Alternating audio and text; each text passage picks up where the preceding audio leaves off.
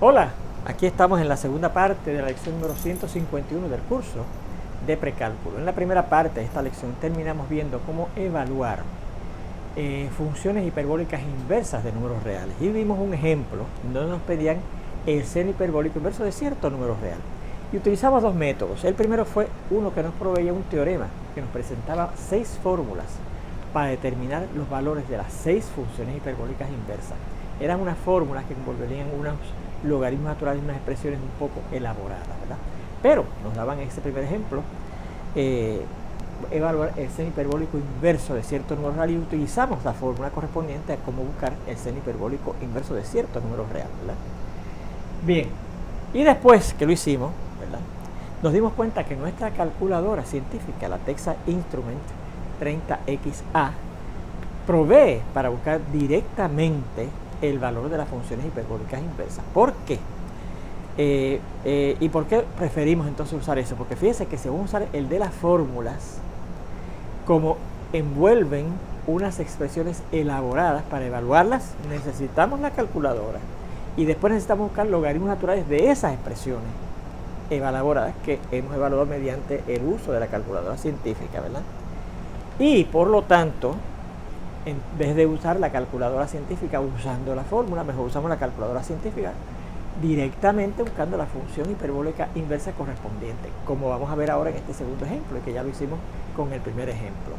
En este segundo ejemplo nos piden que busquemos el valor de la tangente hiperbólica inversa de 0.05. Bueno, pues ¿cómo procedemos usando la calculadora para buscar ese valor? Primeramente, como siempre, le encendemos, ¿verdad? Y no nos preocupamos de si está en grados o en radianes, porque las funciones hiperbólicas se aplican siempre a números reales. No es como en el caso de las funciones circulares que se aplican a números reales y las funciones trigonométricas que se aplican a ángulos medidos en grados, ¿verdad? Las funciones hiperbólicas o las funciones hiperbólicas inversas o las funciones exponenciales o las funciones logarítmicas, todas se aplican a números reales, ¿verdad?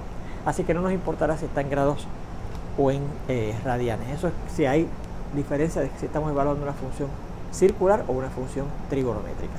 Bueno, pues entonces, ¿cuál es el número al cual está buscando la tangente hiperbólica inversa? 0.05. Pues introducimos el número 0.05, repetimos sin importarnos si está en degree o en radianes, porque una vez yo le ponga que vamos a buscar hiperbólicas, funciones hiperbólicas originales o inversas, ya la calculadora sabe que es un número real, ¿verdad? Y para indicar que es una función hiperbólica, la que vamos a utilizar inversa después, empezamos diciéndole que es hiperbólica, oprimiendo esta tecla que está en la segunda fila y primera columna de este teclado, ¿verdad?, que dice HYP, que en inglés significa hyperbolic y en español significa hiperbólica. Pues la oprimimos y ya la calculadora sabe que yo lo que voy a pedir es una función hiperbólica o una función hiperbólica inversa. Y como es una función hiperbólica inversa, le damos entonces a esta tecla verde que dice second function, ¿verdad?, que nos va a activar las funciones inversas correspondientes a las que están en las teclas, ¿verdad?, escritas en las teclas. Le damos, como indicamos, a second, ya sabe que va a ser una función hiperbólica inversa de ese número 0.05 que lo tenemos ahí. Pues entonces le damos a la tangente, porque es la tangente hiperbólica inversa la que quiero, que es esta que está aquí, es tangente, ¿verdad?, esta que está aquí. ¿La ven? Le damos a esa tecla que dice tan y dice que el valor de la tangente hiperbólica inversa de 0.05 es 0.004. O sea que a 4 lugares decimales, que es a lo que yo les he dicho que vamos a redondear siempre los valores funcionales de las funciones que computemos con la calculadora, sería 0.0500. ¿Por qué? Como hemos dicho, el siguiente es un 4, que no es suficientemente grande como para aumentar este 0 a un 1. ¿Okay? Así que ese es el valor aproximado de la tangente inversa, hiperbólica inversa de 0.05. Vamos a ver este otro que nos dice la cotangente hiperbólica inversa de negativo 3.1. Bueno, recordamos que no hay función, la calculadora no da función circular cotangente, ni nos da función trigonométrica cotangente, ni nos da función circular inversa cotangente, ni nos da función trigonométrica inversa cotangente, ni nos da función hiperbólica cotangente, como vimos, ni nos va a dar función hiperbólica cotangente, como vamos a ver en este caso. ¿Por qué? Porque en el teclado no aparece ninguna tecla que dice acá cotangente. Ahora, descubrimos aquí por medio de una identidad hiperbólica fundamental que la cotangente hiperbólica original es el recíproco de la tangente hiperbólica. Y como aquí nos están pidiendo el número cuya cotangente hiperbólica es negativo 3.1, eso es lo mismo que buscar el número cuya tangente hiperbólica es el recíproco de este valor, que es el valor de la cotangente hiperbólica del número, ¿verdad? El recíproco de negativo 3.1. Así que esto será la tangente hiperbólica inversa de, y el recíproco de esto, usando nuestra calculadora, aplicando la tecla del recíproco, recuerden ustedes que la tenemos ahí, es lo mismo que buscar la tangente hiperbólica inversa de negativo 0.3226, que es el recíproco de 3.1. Así es que esto será aproximadamente. ¿Y cómo buscamos esto? Pues como procedimos aquí, porque fíjense que es igual, tangente hiperbólica inversa de cierto número. Introducimos el número 0.3226 negativo, así que empezamos poniendo 0.3226. Y para que sea negativo, recuerde que aplicamos o oprimimos la tecla esta que está aquí abajito, al lado del signo de igualdad, que cambia de positivo a negativo y efectivamente nos pone negativo 0.3226. ¿Y cómo es la tangente hiperbólica inversa? Bueno, pues le advertimos a la calculadora que es una función hiperbólica, oprimiendo, ¿verdad?, esta tecla que dice hyperbolic. Y como es inversa, oprimimos la verde para indicarle que es una función inversa. Y como es la tangente hiperbólica inversa, entonces aplicamos la tecla que dice tan. Y al aplicar eso, fíjense que nos dice negativo 0.33454. Mírenlo aquí, negativo 0.3345. Y claro, el 4 ya no lo ponemos, que es la quinta posición, pero entonces eso indica que el 5 que está en la cuarta posición no se aumenta, porque el 4 no es suficientemente grande como para aumentar este 5 a 6. Así que ese es el valor aproximado de la cotangente hiperbólica inversa de negativo 3.1. Fíjense en este cuarto y último ejemplo que dice la secante hiperbólica inversa de 0.3. Fíjense que aquí hemos tenido el cuidado de que esta función la hemos escrito con letras mayúsculas, porque recuerden que cuando estudiamos el coseno hiperbólico para buscar su función inversa, había que restringir la función coseno hiperbólico original para que fuera una función biyectiva y entonces que su inversa fuera una función inyectiva también. Así que por eso es que estamos usando aquí, distinto aquí, y en el primer ejemplo, unas letras mayúsculas. ¿Ven? También recuerde que la secante circular, trigonométrica, circular inversa, trigonométrica inversa, hiperbólica, y ahora veremos que hiperbólica inversa, la secante no aparece en nuestra calculadora, no hay una tecla que diga secante, pero descubrimos que los valores de la secante hiperbólica de cierto número es lo mismo que el recíproco del valor del coseno hiperbólico de ese número, ¿verdad? Así que buscar la secante hiperbólica inversa de 0.02 es lo mismo que buscar el coseno hiperbólico inverso del recíproco de ese valor, ¿verdad? De 1 sobre 0.3. Y el recíproco de esto, usando nuestra calculadora, es lo mismo que 3.33333, etcétera, ¿verdad? Así que es lo mismo que buscar el coseno hiperbólico inverso de 3.3333, redondeando a 4 lugares decimales. Y eso es aproximadamente a 4 lugares decimales 1.8738. Vamos a verlo si es verdad. Como siempre entendemos nuestra calculadora, ponemos el número 3 puntos y 4,3 sin preocuparnos si está en grados o en radianes. Le damos a la tecla que dice hiperbólico para que la calculadora sepa que estamos trabajando con una función hiperbólica, y como es inversa, le damos al second, tecla verde, y como es el coseno hiperbólico inverso, pues aprimimos la tecla que dice coseno, que es precisamente la que aparece justo en el medio aquí, ¿verdad? Y nos dice que eso es 1.87380. 1.87380. Así que por eso escribimos 1.8738. Y como el 0, que es para la quinta posición, no es suficiente para aumentar este 8 que aparece en la cuarta posición, que es donde vamos a redondear siempre esos valores, este 8 se queda quietecito. Bueno, pues con esos últimos 3 ejemplos, terminamos el tema, el octavo tema de nuestro curso de precálculo, que es el tema de las funciones hiperbólicas. Y vamos a comenzar ahora el noveno y último tema de nuestro curso de precálculo, que es el tema de las ecuaciones paramétricas. ¿Okay? Ese es el título de nuestro último tema del curso de precálculo. Y vamos a empezar con la definición. Dice, cuando dos o más variables son funciones de una o más variables independientes comunes, o sea, usted tiene varias variables independientes, ¿verdad?, que representan los alcances de ciertas funciones, ¿verdad?, que dependen de una o más variables independientes que son en común a todas esas ecuaciones. O sea que si la primera función de la primera variable, esta depende, es una función de cierta variable independiente, la segunda variable será otra función de esa misma variable independiente o de esas mismas variables independientes. Por eso es que son comunes. Pues decimos que tenemos un sistema de ecuaciones paramétricas o sencillamente ecuaciones paramétricas. Por eso es que puse eso de un sistema de, porque no hay que decir que es un sistema de ecuaciones paramétricas, sino podemos decir que son ecuaciones paramétricas. Esto es, si f y g son funciones de la variable independiente t, vamos a ver, a simplificar esto, y la variable independiente en vez de ser varias variables independientes comunes, una sola variable independiente en común, y si y es una función de esa variable independiente t y x también es otra función, ¿verdad? Que son estas f y g son funciones de esa misma variable independiente, entonces decimos que estas dos ecuaciones son ecuaciones paramétricas o que constituyen un sistema de ecuaciones paramétricas con parámetro t, o sea que esas variables en común de las cuales dependen otras variables por medio de una función se le llaman el parámetro de esas ecuaciones paramétricas, ¿ok? Así que en este caso, como la y y la x son funciones de esta otra variable independiente t, el t, esa variable independiente, es el parámetro de esas ecuaciones paramétricas.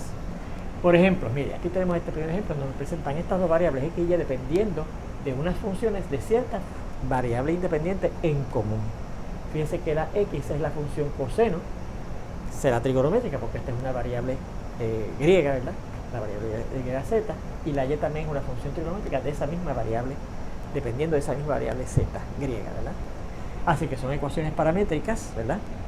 Con el parámetro z, esa variable de las cuales las funciones dependen y que hacen que estas otras variables dependan de esas funciones, esa variable de las cuales, que son las variables independientes de esas funciones, es el parámetro. Y fíjense que tendrá que ser la medida en grados, ¿verdad? Porque es una variable griega y tenemos aquí unas funciones trigonométricas de un ángulo, ¿verdad? Medida en grados de un ángulo. Bueno, pues ¿cómo dibujamos la gráfica de este sistema de ecuaciones paramétricas? Pues mire, como siempre se prepara una tabla de valores. Ahora, fíjese cómo es esta tabla de valores. Fíjese que generalmente usted preparaba una tabla de valores en donde le daba los valores a la variable independiente y entonces buscaba los valores de la variable dependiente. Porque en este caso hay una variable independiente que es el parámetro z y hay dos variables dependientes que son la x y la y. Pues mire, ponemos primero el valor, ¿verdad? Representamos aquí una fila con los valores de la variable independiente que es el parámetro, que es ese ángulo de medida z en grados, ¿verdad? Y entonces ponemos los dos valores de las dos variables dependientes de esa variable independiente, ¿ok? La x y la y. Y pues a la variable independiente le damos los valores que yo quiera. Fíjense que hemos escogido los valores de ángulos cuadrantales o de ángulos que aparecen en la tabla pequeña, tanto en el cuadrante 1 como en el cuadrante 2, como en el cuadrante 3, como en el cuadrante 4. Aquí cogimos el 0, el 30, el 45 y 60 grados en el cuadrante 1, el 90 grados en el siguiente ángulo cuadrantal. Entonces cogimos estos dos valores. En el cuadrante 2, 120 grados y 150 grados. Luego el siguiente ángulo cuadrantal. Entonces cogimos estos dos valores, ¿verdad? En el tercer cuadrante, el 210 grados y 225 grados. Luego este otro ángulo cuadrantal otra vez. Y entonces cogimos estos dos valores, que son los valores de unos ángulos que están en el cuadrante 4, ¿verdad? El 315 y el 330. Y terminamos con el 360. ¿Por qué hemos escogido eso? Porque fíjense que son las funciones seno y coseno, ¿verdad? Y que tienen periodo 2pi o 360 grados en términos de grado, ¿verdad? Por eso hemos llegado desde 0 hasta completar el periodo completo que se completa en los 360 grados. Y entonces buscamos los valores que corresponden a la x y a la y, ¿verdad? ¿Cómo lo buscamos? Bueno, pues ¿cómo buscamos la x? Pues fíjense que si la z vale 0 grados, pues será el coseno de 0 grados, que usted sabe que es 1. ¿Y cómo buscamos el valor de la y? Pues será el seno de 0 grados, que es 0, ¿verdad? ¿Cómo buscamos los valores que corresponden a la x y a la y para este valor 30 grados de nuestro parámetro? Pues la x es el coseno de 30 grados, que recuerde que es la raíz cuadrada de 3 sobre 2, pero voy a buscar la aproximación usando la calculadora, que es 0.866, ¿verdad? Y el seno de 30 grados, que es el valor de nuestro parámetro en este momento, y el seno de 30 grados es un medio. Este no lo redondeé como decimal porque un medio es un medio, ¿verdad? Usted sabe dónde está. Cuando llegamos a 45 grados, bueno, pues el coseno de 45 grados es raíz cuadrada de 2 sobre 2, que en decimal es aproximadamente 0.707. Y el seno de 45 grados también es raíz cuadrada de 2 sobre 2, que es aproximadamente 0.707. Cuando llegamos a 60 grados, bueno, pues el coseno de 60 grados, para obtener la x, ¿verdad?, es 1 medio, y el coseno, y el seno, perdón, de 60 grados es la raíz cuadrada de 3 sobre 2, que aproximadamente es 0.866, etcétera. Y así seguimos con todo, ¿verdad? Donde recuerde que estos valores no tenemos ni que acordarnos ahora de que son de la tabla pequeña, ni que estos corresponden, ¿verdad?, su número de referencia. Por ejemplo, su número de referencia es 30 grados otra vez el número de referencia de este es 45 grados otra vez etcétera, sino que usando la calculadora podemos ir buscando esos valores de la X y de la Y. Bueno, pues ahí tenemos la tabla de valores. Fíjense que tiene como 3 pisos, ¿verdad? En vez de tener 2 pisos, tiene 3 pisos. Tenemos los valores que hemos asignado al parámetro, ¿verdad?, que es la variable independiente, y los valores de esas variables dependientes, ¿verdad?, que dependen de ese parámetro z por medio de esas funciones, coseno y seno respectivamente. Bueno, ¿cómo dibujamos entonces la gráfica? Pues mire, cuando usted va a dibujar la gráfica, siempre prepara un sistema de coordenadas. Usted dice, bueno, pues voy a buscar eso ahora, tengo ahora 3 valores. Usted se olvida de los valores del parámetro, o sea, se olvida de estos valores que le asignamos al parámetro z, esa medida de esos ángulos en grados, y se ocupa de la X y la Y. Esta es la abscisa y la ordenada, la abscisa y la ordenada, la abscisa y la ordenada de los puntos que vamos a localizar. Así que vamos a ver, vamos a preparar aquí nuestro sistema de coordenadas, ¿verdad?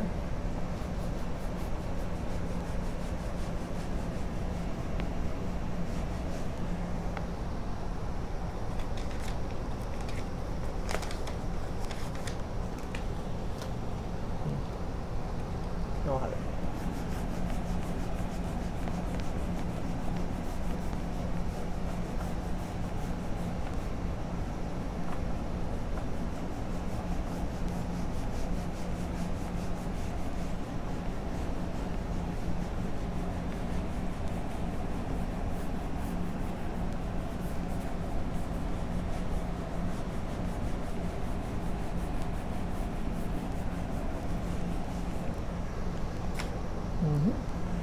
Nuestro eje de Y,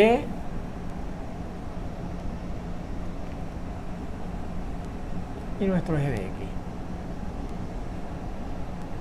Nos damos cuenta que el valor más grande que obtuvimos para la X es un 1, ¿verdad? Y el valor más pequeño es un negativo 1. Así que en el eje de X vamos a ir desde negativo 1 hasta 1, nada más, ¿verdad? Porque todos los demás valores de la X están entre negativo 1 y 1. Pues vamos a suponer que este es el negativo 1 y este, ¿verdad?, más o menos la misma distancia es el 1. ¿Okay? Debe haber la misma distancia de aquí hasta aquí que de aquí hasta acá. Vamos un poquito más a la derecha. Negativo 1 hasta 1. Bueno, el primer punto que vamos a localizar es este, el que corresponde al valor del parámetro 0 grados. Nos olvidamos de los 0 grados, pero nos ocupamos de que la X es 1 y la Y es 0. Y ese es el punto 1, 0, este que está aquí, ¿ves? Fíjense que no buscamos el 0 grado, no buscamos el parámetro de nuestro sistema de coordenadas, ¿verdad? El otro es .866, un medio. Y también fíjense que la Y, lo más alto es 1 y lo más bajito es negativo 1. Así que va de negativo 1, ¿verdad?, más o menos aquí, hasta 1, ¿verdad?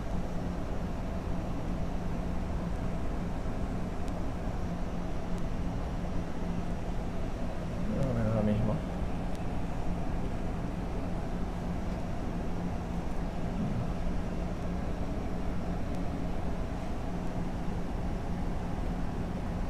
Ok, estamos en el punto 1, 0, que es este que está aquí.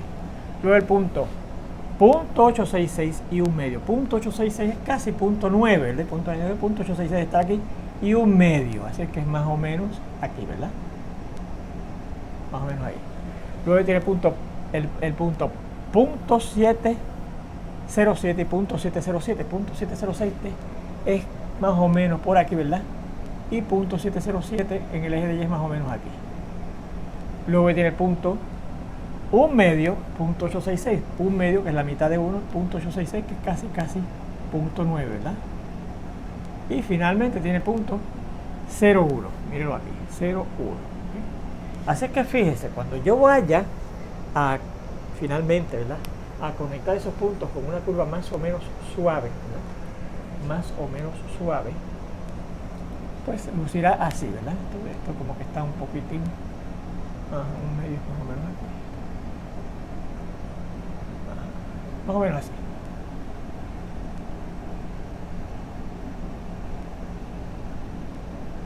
Más o menos así.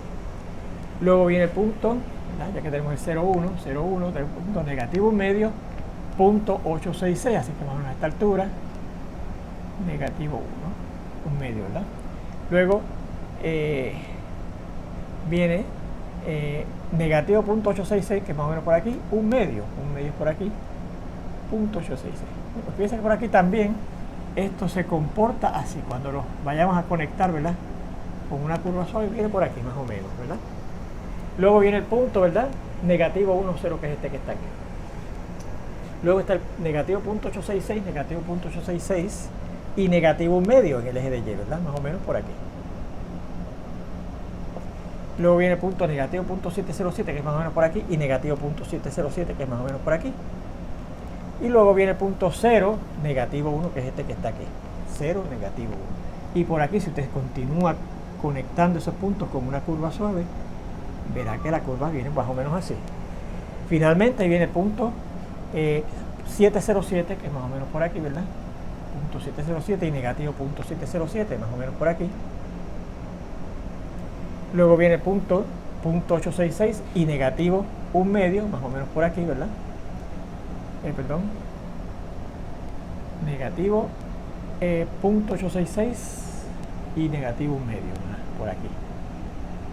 Pues por aquí más o menos, entonces la gráfica hace más o menos así, ¿verdad? Vamos a ver si chequeamos estos valores, ¿verdad?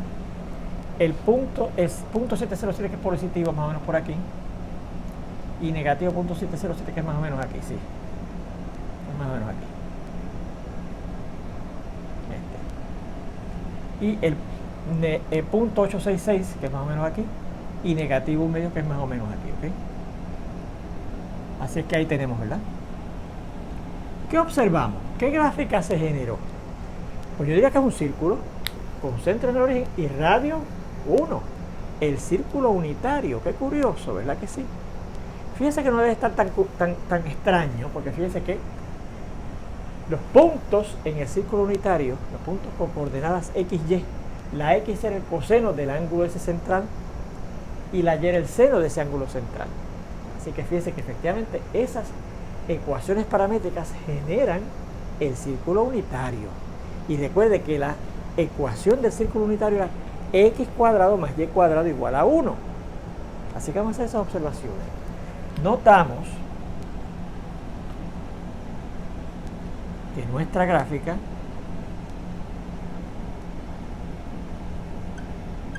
corresponde al círculo unitario C, ¿se acuerdan? Círculo unitario C. Bueno, ¿cómo entonces yo sé que efectivamente es eso? ¿No? ¿Cómo sabemos que esta gráfica es en efecto el círculo unitario? Que lo llamamos de esa manera, ¿se acuerdan? Bueno, pues mire, yo puedo entonces tratar de buscar una relación directa entre las variables x y y que dependían de ese parámetro z, ¿okay? Y eso de buscar una relación que nos indique es una ecuación que nos indica una relación entre la x y y directamente, se dice que es eliminar el parámetro. Para contestarlo,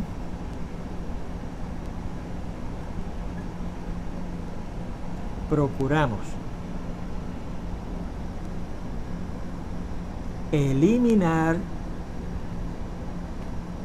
nuestro parámetro z, ¿ok?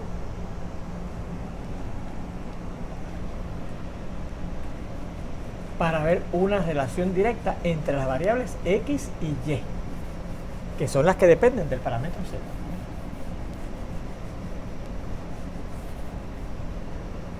Para descubrir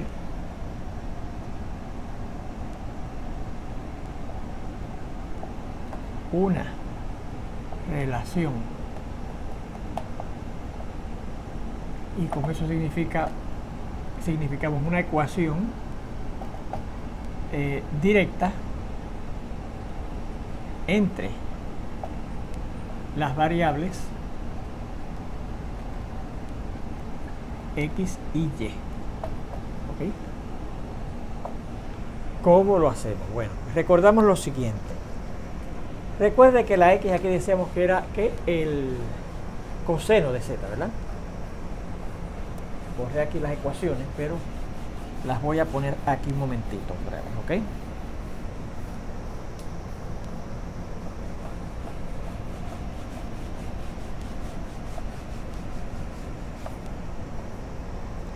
La X era el coseno de Z y la Y era el seno de Z. ¿Se acuerdan? Vamos a dejarlo aquí esto. Esas eran las ecuaciones paramétricas que nos daban este problema. Pues fíjese, si yo cojo el coseno cuadrado de Z y le sumo el seno cuadrado de Z, usted sabe por una identidad circular o trigonométrica fundamental que eso es 1, ¿verdad?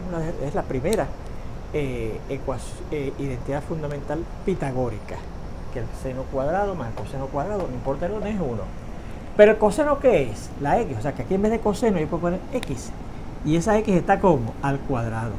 Y el seno de Z, ¿qué es? La Y, así que aquí en vez de seno de Z puedo poner Y, que está al cuadrado, y dice que eso es 1. Pero esto lo puedo escribir así: X cuadrado más Y cuadrado igual a 1. Y esta, fíjese, que es una ecuación que nos relaciona directamente la X con la Y, donde no está el parámetro Z, y que vemos que esa era la ecuación del círculo unitario, porque así era que se definía el círculo unitario, el círculo cuya ecuación era esta, que no es otra cosa que un círculo con centro en el origen y radio 1, ¿verdad? Que es la ecuación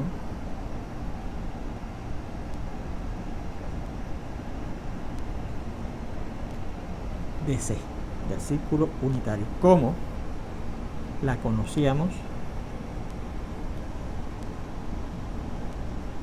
inicialmente. ¿Ok? Bueno, pues ahí tenemos ese primer ejemplo. Vamos a ver este segundo ejemplo, en donde nos dan estas ecuaciones paramétricas. ¿Ok?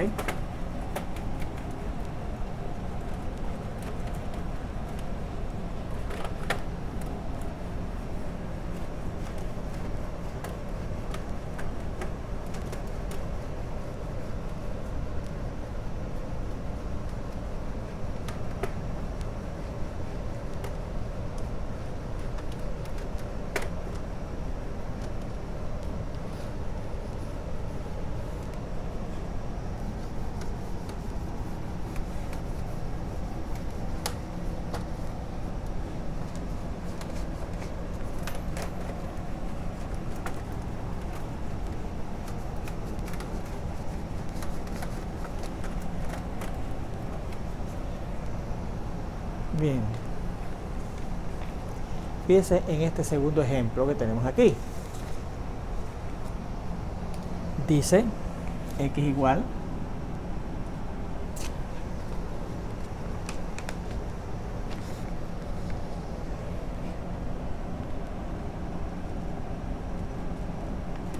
a 2t menos 1 y es igual a 5t más 2. ¿Okay? Fíjense que aquí tenemos unas ecuaciones paramétricas que nos presentan a las variables dependientes X y Y como funciones lineales de la variable independiente t. Fíjense que en el primer ejemplo teníamos dos ecuaciones paramétricas que nos presentaban a X y a Y como funciones trigonométricas del parámetro z. ¿Okay?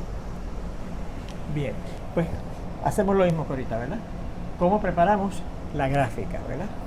Preparamos, vamos a hacer primeramente, vemos que las variables dependientes X y Y son funciones. ¿De qué tipo son estas funciones? Perdonen. ¿De qué tipo son estas funciones? Fíjense, son funciones lineales, ¿verdad? Porque son funciones polinómicas donde la variable t está elevada a la potencia 1 nada más, ¿verdad? Son funciones lineales de la variable independiente y claro parámetro t. Bueno, pues lo que vamos a hacer luego va a ser, ¿verdad? La gráfica que nos generan esas ecuaciones paramétricas, y vamos a ver cómo podemos buscar luego una relación directa entre la x y la y eliminando ese parámetro t, como hemos hecho en este primer ejemplo. Pero eso lo vamos a ver ya en la siguiente lección, en donde espero verlos ya prontito. Entonces